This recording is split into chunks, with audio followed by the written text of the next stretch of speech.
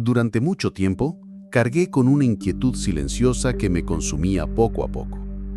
No era una tristeza obvia ni una ansiedad desbordante, sino una sensación más profunda, como un vacío que no podía llenar, un peso invisible que me mantenía atado a una especie de rutina mecánica. Tenía una vida llena de tareas, objetivos y compromisos, siempre activo, siempre conectado, pero por dentro sentía una desconexión abismal conmigo mismo. Lo más inquietante es que no era un caso aislado. Miraba a mi alrededor y veía rostros con la misma expresión. Personas que parecían avanzar en sus vidas, cumplir con sus responsabilidades, alcanzar metas, y sin embargo, estaban perdidas. Esta sensación de estar perdido no es algo nuevo. Desde la antigüedad, los grandes pensadores han reflexionado sobre la naturaleza del sufrimiento humano y el vacío existencial. Pero fue el estoicismo, esa antigua filosofía nacida en las escuelas de Atenas y Roma, la que me ofreció una luz en medio de esa oscuridad. Esta filosofía no prometía la felicidad fácil o el placer constante, sino algo mucho más profundo, la tranquilidad del alma, un estado al que los psicólogos modernos llaman ataraxia, una mente en calma, imperturbable, capaz de resistir las tormentas emocionales de la vida. Epicteto, uno de los grandes maestros del estoicismo, escribió hace más de 2000 años: no son las cosas que nos suceden las que nos perturban, sino las opiniones que tenemos sobre ellas. Esta idea, aparentemente sencilla, cambió radicalmente mi forma de entender el sufrimiento. Comprendí que no era la realidad externa la que me hacía sentir vacío o perdido, sino mi interpretación emocional y cognitiva de esa realidad. Vivía atrapado en la ilusión de que debía controlar todo a mi alrededor para ser feliz o estar en paz. La psicología contemporánea denomina esto como la ilusión de control, una creencia errónea de que podemos dominar eventos o circunstancias que están en esencia fuera de nuestro alcance.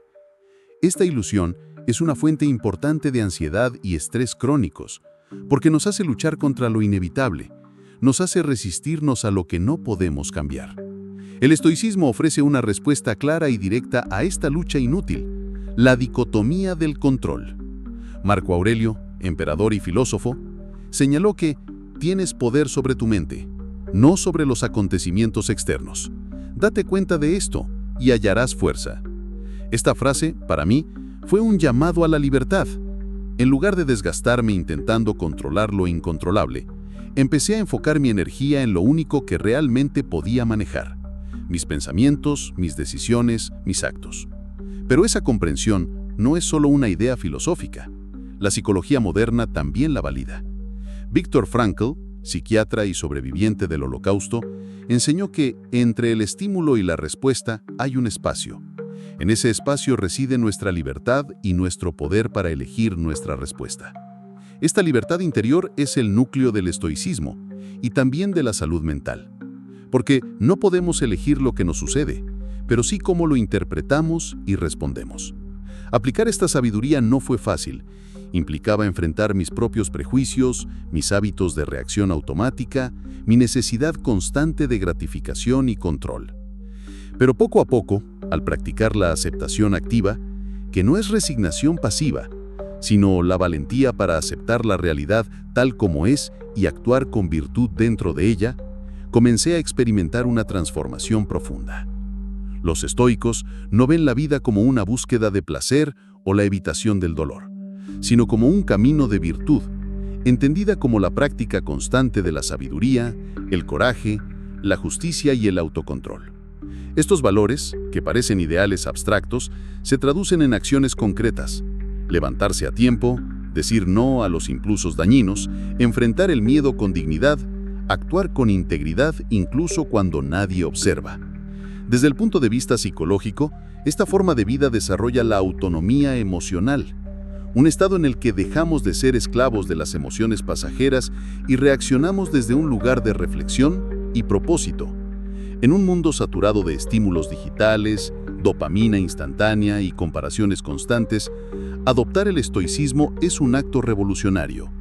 El filósofo contemporáneo Byung-Chul Han llama a nuestra época la sociedad del cansancio, donde la gente está agotada no porque haga mucho, sino porque haces sin sentido, sin propósito, sin dirección. La filosofía estoica propone el camino contrario: menos ruido, más atención; menos reacción, más reflexión; menos deseo, más autocontrol. Esta disciplina interior no solo me hizo sentir menos perdido, sino que me dio un sentido claro: el camino hacia la eudaimonía, ese estado de plenitud y armonía con uno mismo y con el mundo, que no depende de circunstancias externas, sino del cultivo constante de la razón y la virtud. Si te has sentido perdido o desconectado, no estás solo. La mayoría vive sumergida en el ruido y el caos, sin saber que la salida está en mirar hacia adentro, en cuestionar tus creencias limitantes y en practicar el dominio propio. La filosofía y la psicología pueden ser tus aliadas en ese viaje. No se trata de ser perfecto o de eliminar todo sufrimiento, sino de transformar tu relación con la realidad, de elegir conscientemente qué pensamientos alimentar y cuáles dejar ir. Si esta reflexión te resonó, te invito a suscribirte al canal. Aquí no encontrarás fórmulas mágicas ni promesas vacías, sino un camino hacia la lucidez, la fortaleza mental y la libertad interior. Recuerda, no controlamos el mundo, pero sí podemos aprender a controlar nuestra mente. Y eso, querido amigo, cambia absolutamente todo.